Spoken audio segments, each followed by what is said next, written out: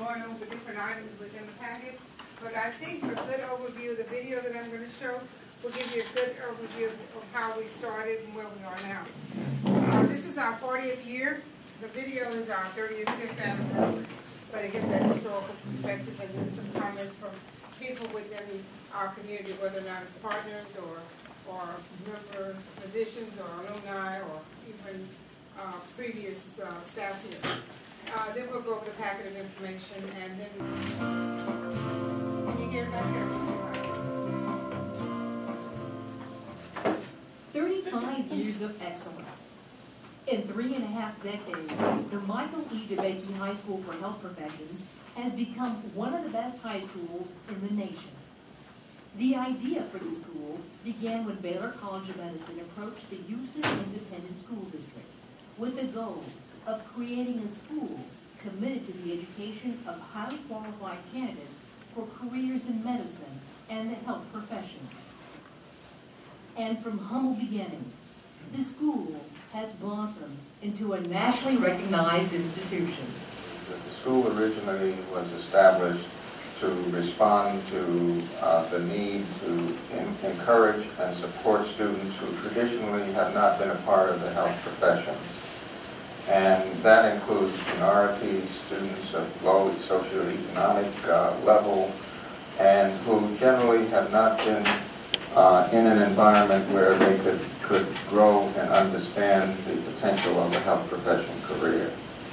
And over the years, what has happened is that we have experienced 35 years of an exemplary performance in which we have produced more health professionals of minority and low socioeconomic background than any other school in the country. The school began with a mere 45 students who took classes in the original Baylor College of Medicine building.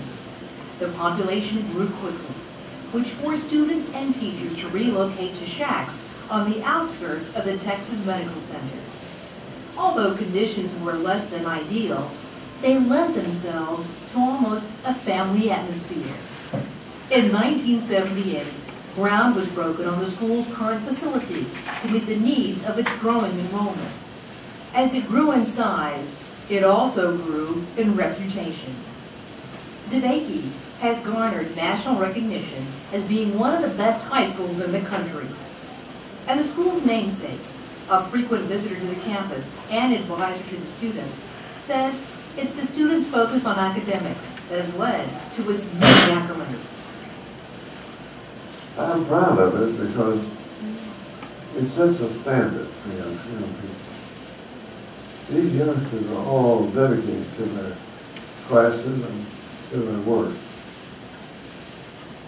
And while they engage in other things, perhaps like music and a few things of that sort, they're mostly devoted to their work.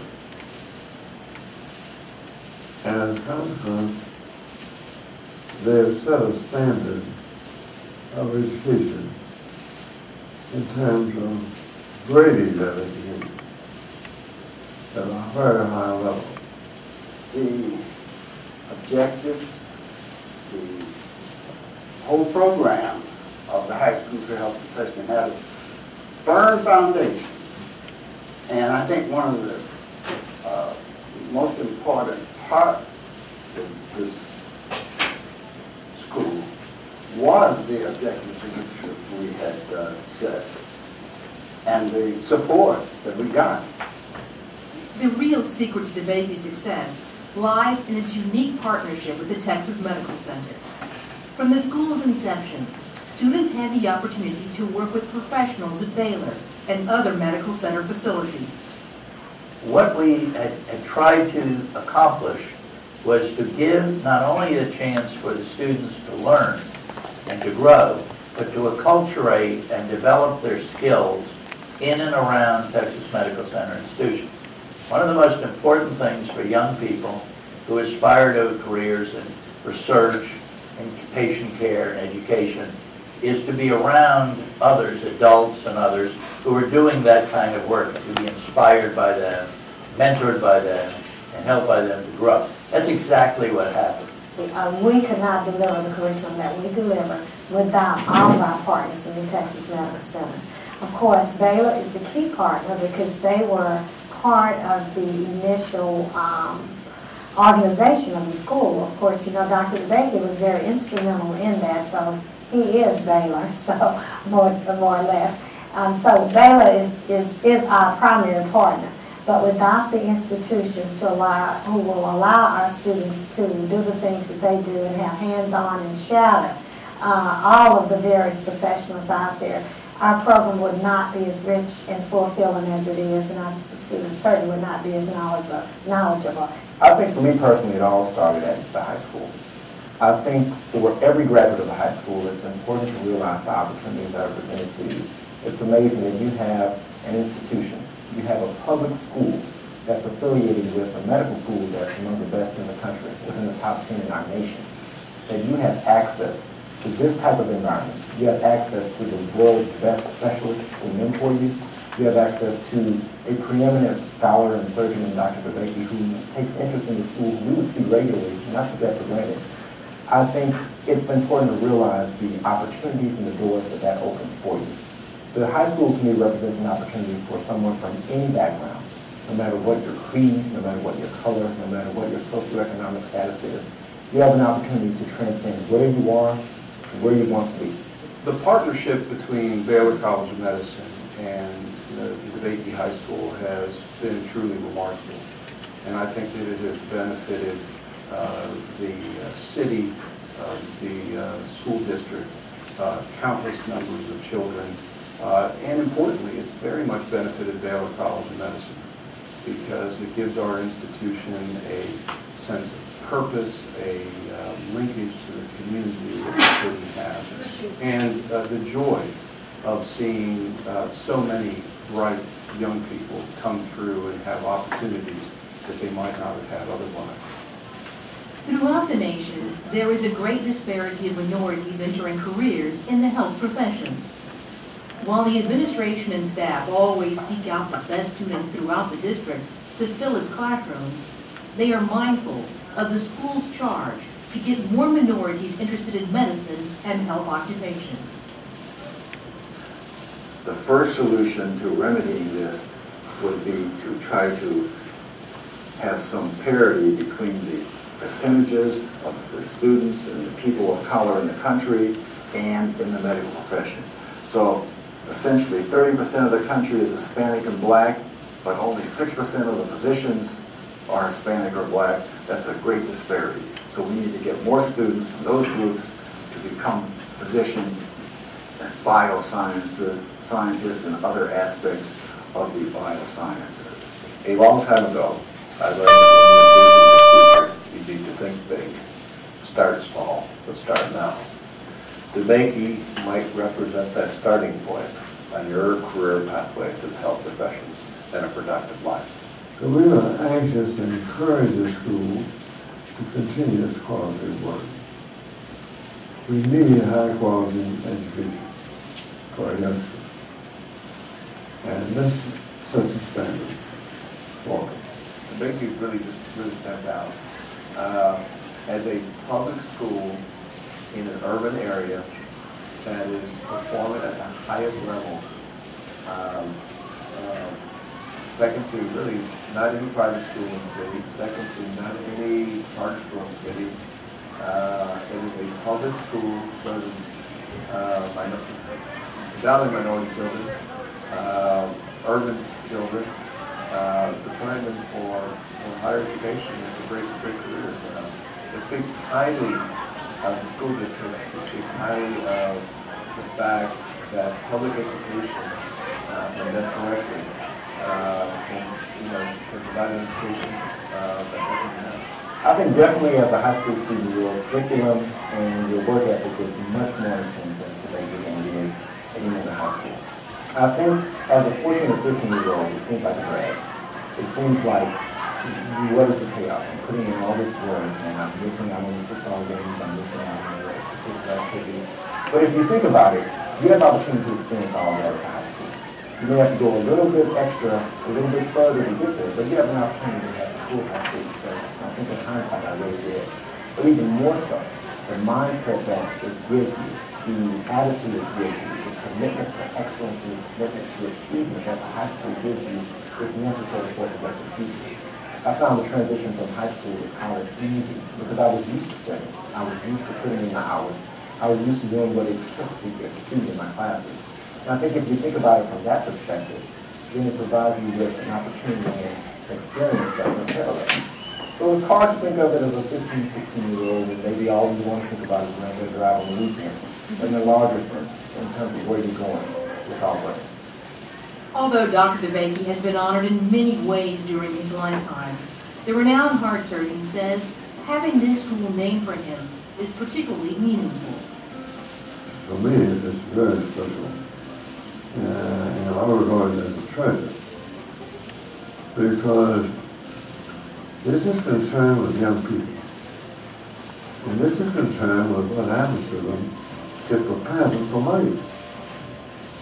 You know? And if they're properly prepared, they're going to enjoy their life. If they're not properly prepared, they're not going to enjoy it. They'll get in trouble. So I'm anxious to see that they get the education they need to enjoy life and to make a contribution.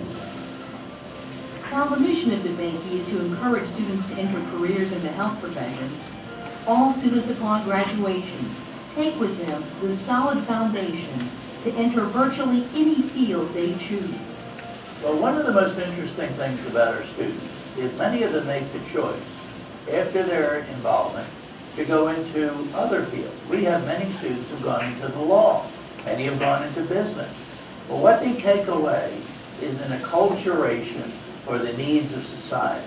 They come away with the idea that whatever you're going to do, there are ways in which you can be of assistance in helping the betterment and growth of society. We have a prescribed curriculum. We do have, because it is a magnet school for the health professions, we have a curriculum which is specific to that, and the students are exposed to some facet of that health professions at our grade levels. But students know early on that they have choices, and many of them make that decision as ninth graders. Gosh, I don't think I want to do this as a lifetime vocational career or even go to college for it. But they know that they're so prepared because our curriculum is not just specific for health professions. I think the future will be very, very bright. I still continue to say that DeBakey High School is a good school getting better. That's kind of my premise. That's what I've worked from ever since I've been principal there. And you keep working on the work, as one famous educator has said. And I'm looking forward to great things to continue to happen at this wonderful high school.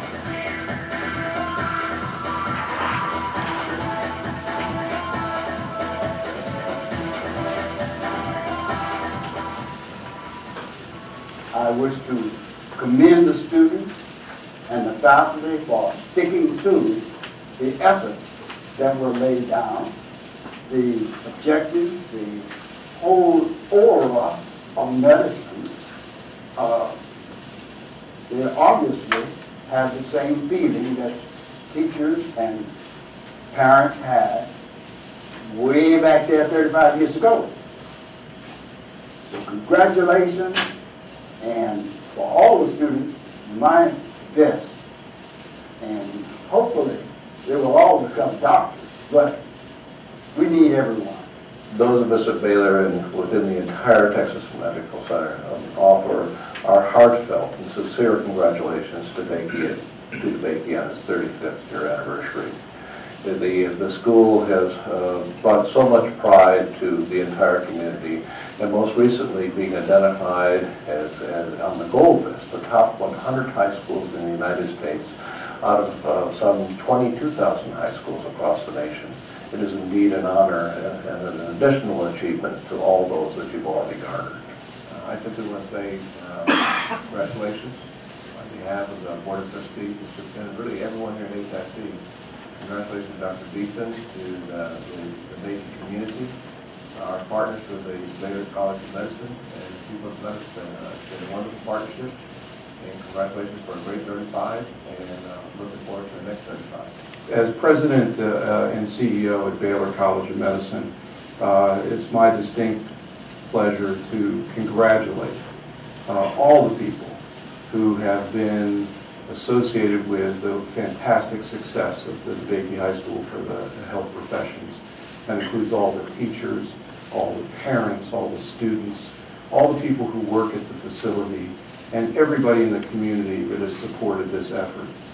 It's a remarkable high school, it's a remarkable program, something for everyone in Houston to be most proud of. I'm honored to have this opportunity to congratulate the entire DeBakey community on 35 years of excellence in education.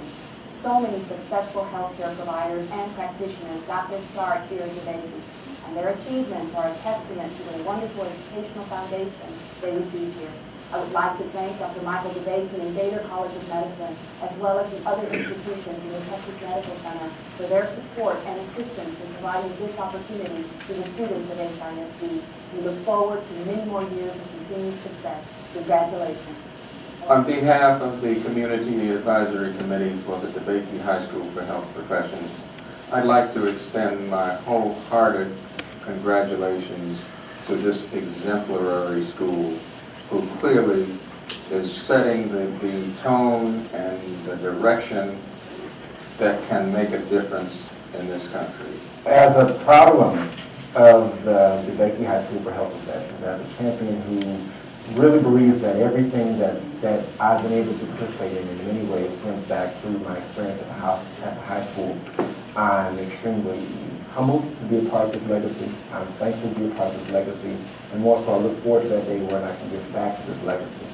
So to all the faculty and the staff at the high school, to every alumnus everywhere, to all of the current students, congratulations.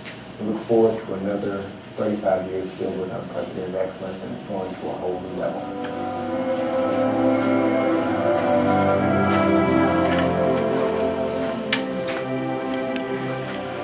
When this video was made, Parent Weston died like the April, and then Dr. DeBakey died the August.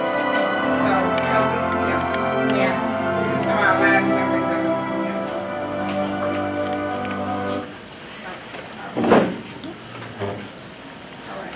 All right.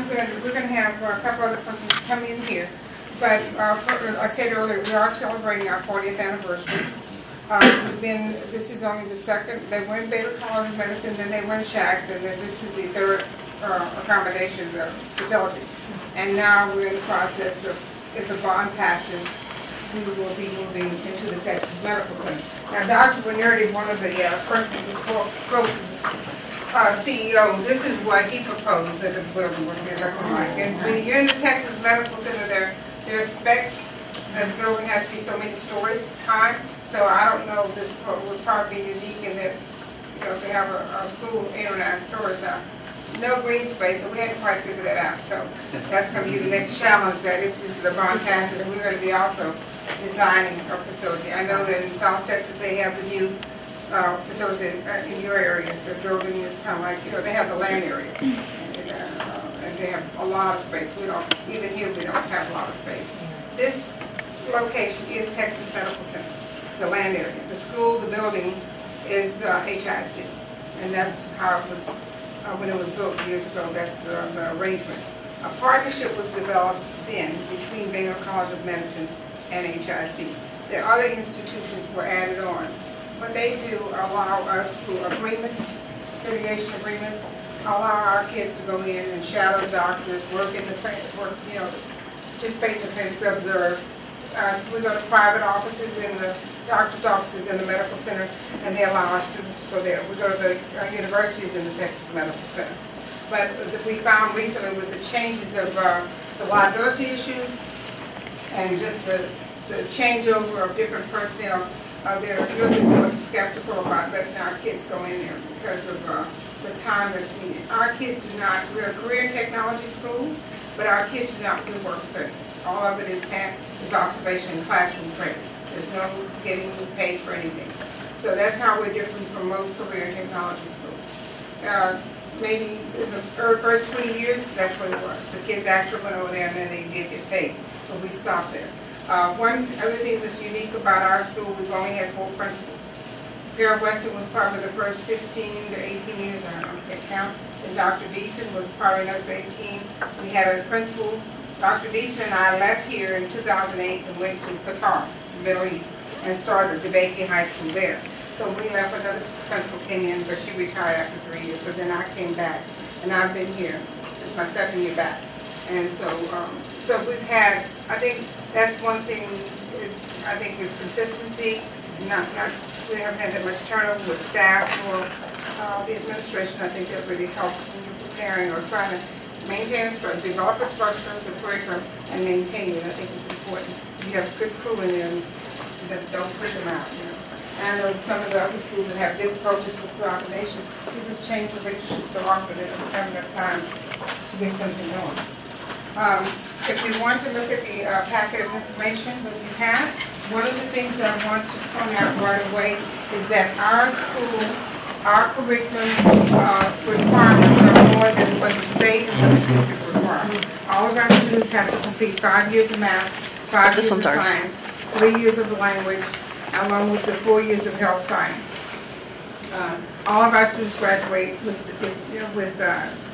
what we call the DeBakey diploma. All of our students have calculus. We even have kids who take calculus A, B, BC, and STAT. So we have kids, depending on how they arrive with us with their math prerequisites, sometimes they'll leave with 7 or 8 years of math. Now, we also consider ourselves a college preparatory program. So many of our kids, they think they want to be going to medicine. Their parents want them to go into medicine. And so a magnet program kind of helps clarify that information. You know, many kids when they're little, they want to be a pediatrician or veterinarian because that's their closest relationship with the medical field. But then once they go into a program or college, then they learn, oh, I have to take all the science, I have to take all this math. So this helps clarify for them much earlier. They don't have to wait until they're in the university environment to change their major 2 or 3 times like some of us probably have done. So in that respect, I think all magnet schools help clarify our career choices for students. Many of our students come here because their parents want them here because they know it's a good program. Now they know it's a good program, but they know when they come in, I want to be an engineer, I want to go into law, and that's their option. But all the kids have to follow the same course. What we plan on doing within the next year, we're going to revisit our curriculum pretty often, regularly. What we're considering in the school in Qatar, I added the engineering component because engineering is so involved in medicine. That's what I plan to do here. Not necessarily a different career path, but additional courses that kids can have access to. Bioengineering is the most typical course that's available, but there are other courses that are related to medicine.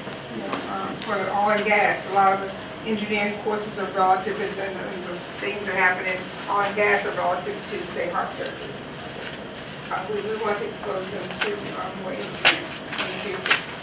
So that's part of our 5-year plan. So the 4-year course sequence is really, I think, has helped us to have a great curriculum and prepare kids for college. There may be on one of the brochures, but our last graduating class, 2012, received over $30 million in scholarship offers. I think it's 30.8, something like that, in scholarship offers that we were reporting. So we're proud of that. And all of our kids are accepted into universities. We have not done a good job about tracking to see whether or not they've actually graduated, but we do know that that's available now through national tracking through Social Security number. So that's what we're going to be working. Before we would do just surveys, and hopefully they would send back the information, but that hasn't been very effective. Okay? So I don't know, I can't remember what's in the package. Ms. Terry, you have about 800 students, right? Is that correct? 865, in that building, is there an intention to grow the program? Yes. Because it looks like the size of that building is going to be a lot well, bigger. what happened with this building, this is just his rendition. That's what his engineers did. It probably won't be exactly like this, but this particular location, it's a garage, parking garage now, and a conference center. So he we feel that we can, and HISD architects and engineers, we can build on top of it. So the first 2 or 3 floors will be garage parking. And then above that would be and this is estimated to accommodate 1,100 kids. Now, what I want to do is also bring a middle school component in. And that's, we don't have a feeder pattern, although we're not a neighborhood school, and we don't have, we have a elementary school that's focusing on the health careers, and they were Montessori, they switched to health. But we don't have a middle school that's, a good feeder pattern, where the fine arts, they usually have a track that they can follow, or any math, any math science school would probably be a good start, or any of the Vanguard. We don't restrict it, but we just think that if we had our own program, I have 9th graders. I'm jumping all over the place. You know how nationally 9th graders just have a hard time making that transition. So we're trying to initiate some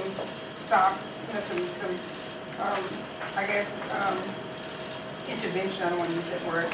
Yeah, so we can try to find out why, if they were qualified to come to this program, why they're not successful here. Part of it, we know that all middle schools are not the same. So, we can't change all 35 middle schools ourselves, so the next step is to start. If you went down to that middle school component, what grade are you looking at? Starting at 6th grade? 6th grade. Because that's the natural stop, nothing in HISD 5th grade. They're not K through 8, they start elementary start to 5th, and then they go to 6th in the middle school. So we need to bring it in at 6th grade, because otherwise the kids would have a gap. Where would they go for 1 year? So, but there wouldn't be a large enrollment, and that's our plan. We want to bring in, we may start off with 6th grade and then graduate after 7th, 8th, 9th. We haven't decided yet. It was presented to the board, not the board, the superintendent earlier, and he said, well, you don't have enough space here. So the solution is to have big space. I can fix it in the summer. But anyhow, so it's in, and he's already given okay that if we get to be building, I can add a component, middle school, but it would be as large. And so what we have, and I don't know if the magnet coordinator will have time, but briefly, we have about 1,200 kids that apply every year. Out of those, actually submit the application. Out of those, we may have 800 or 900 that go through the big process. Application, testing, all providing us with all the documents. And out of those 800 or 900, we will probably accept, I would say 400 or 500. Okay? Because we know that we need a good classes of 250, that these same kids are applying to other magnet schools. So, 1 year we accepted a lot, and we got 300 and something. And some years we'll accept that many, and we'll only get 200. It just depends on the year. But our goal is to get 250 each 9th grade class. So. Ms. Perry, you mentioned some tests as part of the application process. And are those national standardized tests, or you have a specific local? We have specific. We do a combination. We use the tax scores that previously, and now we'll start using STAR. We use Stanford 10 because all of the HISD kids K through 8, it used to be all the way through 11, but now K through 8 takes Stanford, so we use those scores. And I'm talking about the kids who are in HISD. The kids who are in private school, it's a little bit different. And then we give them the BASI, and it's from, it's one that we were told about. This is a diagnostic test. We used it for the first time last year, and I came back because I didn't like the one before. And it seems like there's a very good correlation. If we look at the Stanford scores and the BASI scores, about the math, there's a good correlation. So I think we're going to keep that one. And there's also a writing component. And then we look at their academic average. We look at their 7th grade school year. 8th grade, when they apply, like they will start applying next month. We don't have a full 8th grade year to look at, so we look at their first cycle grade in 8th grade. And then if they're accepted, we have to receive the final report cards, and they did pass everything. So academic average, standardized test was tax, and our diagnostic tests are a writing component. And we do also conduct. We will give them maybe a point for an E and, or, overall average, and, but if they have like P's, we take off points for the total matrix score. We don't tolerate that behavior. So, once the kids get, you mentioned that they start applying next month, so that's the month of November. So, how do you all recruit, or how do you all promote this campus? Okay. In HISD, we have magnet coordinators. So we have a person that just goes to the middle schools or go to Saturday school fairs at the main office, or if she's invited to a PTA meeting, she'll go there just to kind of give out information about the baby. And she's not the only one. Most schools will do have a magnet coordinator or a representative from the school that will go on these, what we call them, a circus tour when they go to all the middle schools. And so they will hand out brochures and answer questions. Because they take their little bags, they open up the little, they just don't dance, I don't think jump on balls. So they do that, and then we have an open house. We will have one, we've already scheduled one, the Wednesday after Thanksgiving. So we will send an invitation, a postcard, for all the 8th graders, at least the majority of them, and tell them, we have an open house today coming to DeBakey today, and their parents and family can come. So then they'll come that time, and then we do another open house in probably February, something like that. But the deadline for the district, this is the magnet component, but they designed this little exercise going around to all the schools. Because each CISD has about 6 different magnet programs? 6? Is it 6 or? Hundreds. I want to say, if you think about the elementary and high school, there's probably, I want to say, there's about 30, you have right in high school? Oh, some high school. Oh, no. I want to say 25 different. And then there are new programs that are not necessarily magnet programs, but they're specialized programs. They don't fall under the magnet umbrella. We have like these college readiness programs that they, partnership with like Houston College. We have those. And we have, but magnet schools, I think, because a regular comprehensive high school may even have a magnet component. We just happen to be a total magnet school. So total magnet, I think there's about 5 total magnet. That's all. Not a comprehensive high school. But I would think it was 25 high schools, high school programs.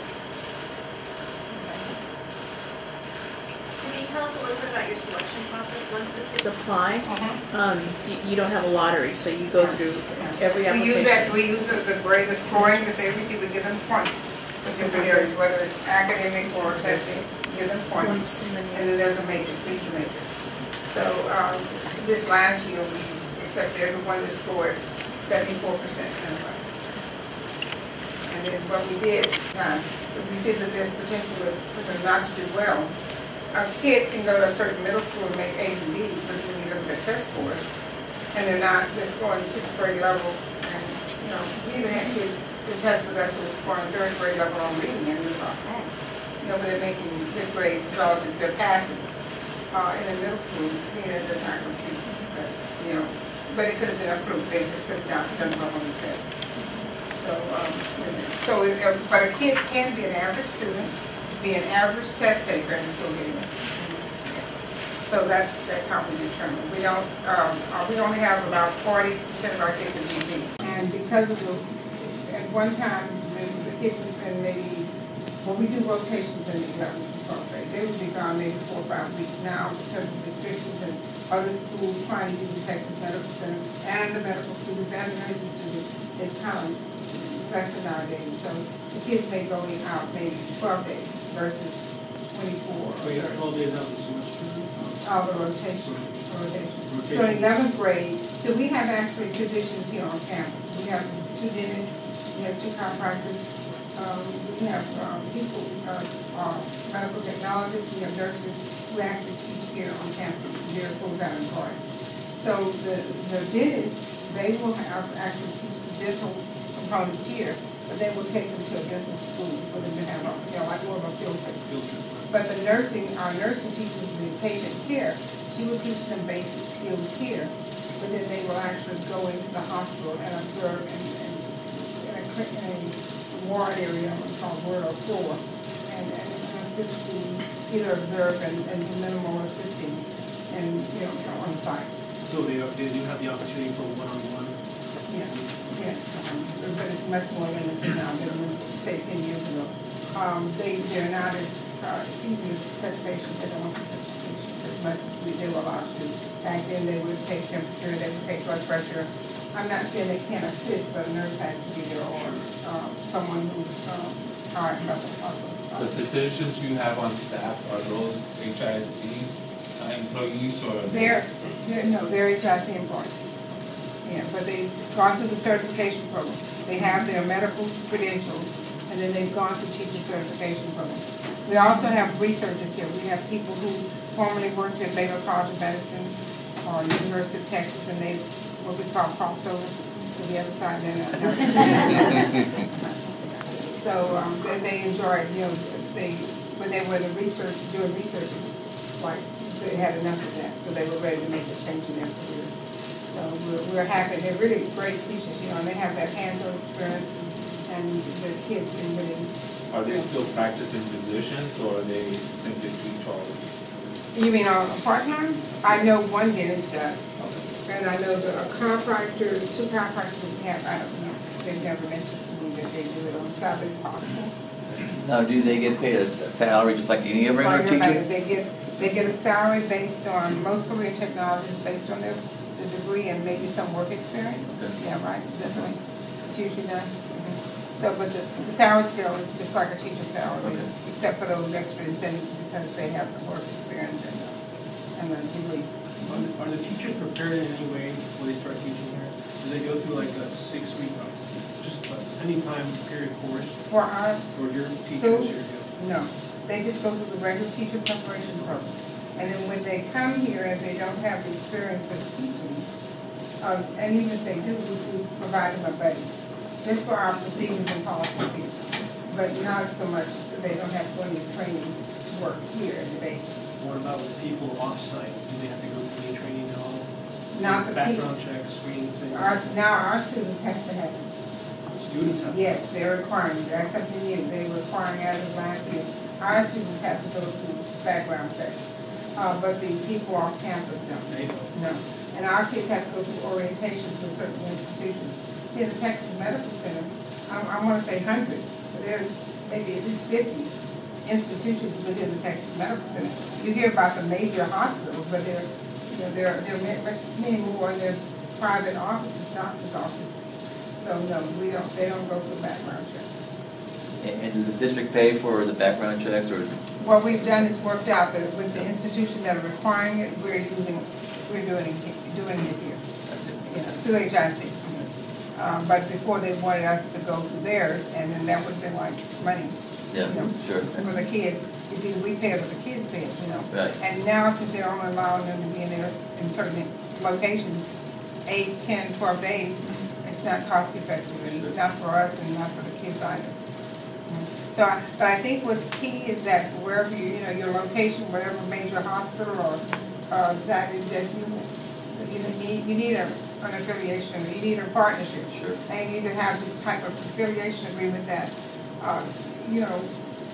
what services, what can they provide, and what will you do to make sure that the kids are following guidelines and the liability issues.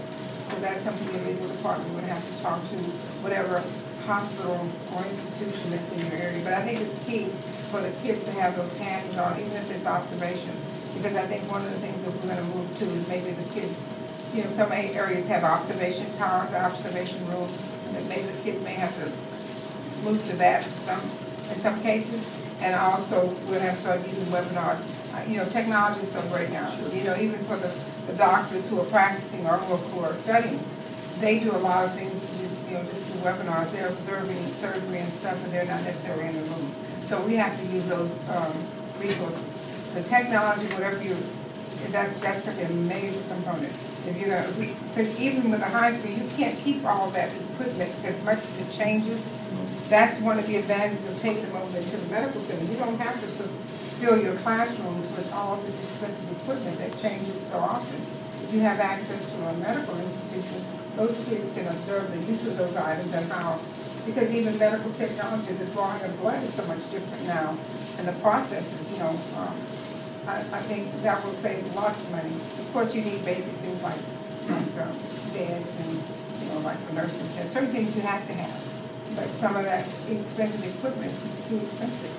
So those affiliations and that technology should be, if you all are building a building or a school. Yeah, for this, I think that's very important for the success, because you have to think about not just the kids that may be in it 5 years from now, but 10, 20, 30 years from now.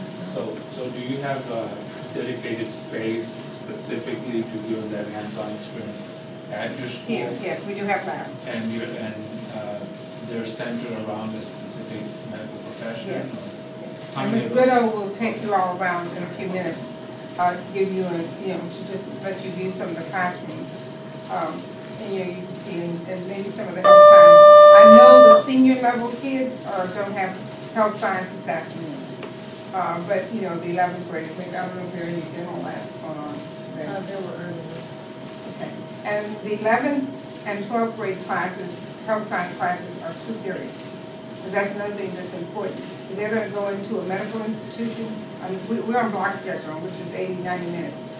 That's not enough time to get the kids, pack them up on the bus, take them over there, have an experience.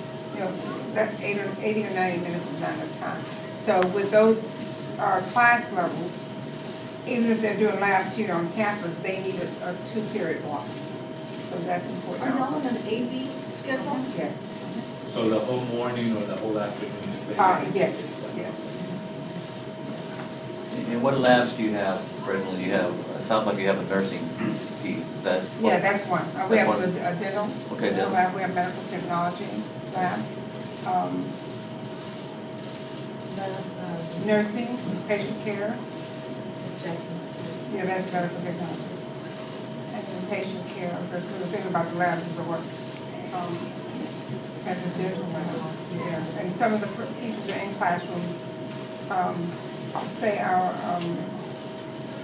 Mrs. Robinson, it's a lab, but this room it's not like a lab with like the gas and kind of like this, but it's a large room, it's like so it's not a regular classroom. Most of the health science classrooms are not regular classrooms. They equip a little bit different. From the time that y'all opened up the school to now, have you all changed the programs? Like, have you all ever added like the pharmacology piece, or have you all changed because of student interest, or has the school really, had the nursing piece and the dental piece? And some things we've had, but some things like now we have bioengineering and rural health.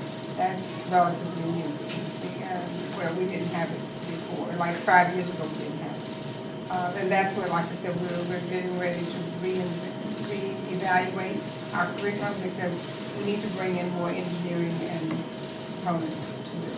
And then what we've done, we have a community advisory, and the newly formed community advisory, we have at least 1/3 of the members are former students here.